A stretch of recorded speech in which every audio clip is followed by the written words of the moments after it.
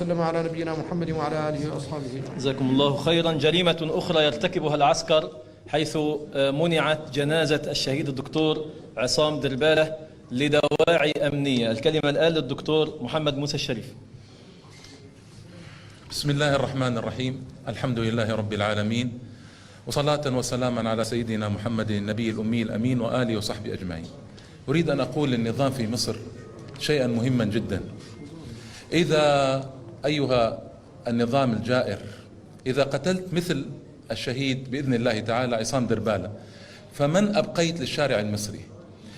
إذا قتلت هؤلاء المشايخ الشرعيين المعتدلين الذين يوجهون الشباب ويمنعونهم من الغلو ويمنعونهم من التطرف ويمنعونهم من التفجير والتكفير والقتل، فإذا قتلت أمثال هؤلاء فمن أبقيت للساحة عندك؟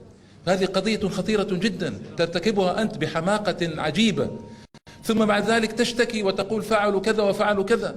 ماذا تنتظر إذا قتلت الصالحين وقتلت الشرعيين وقتلت أبطال الأمة وقتلت صمام الأمان في الأمة وقتلت هؤلاء الذين يوجهون شباب الأمة؟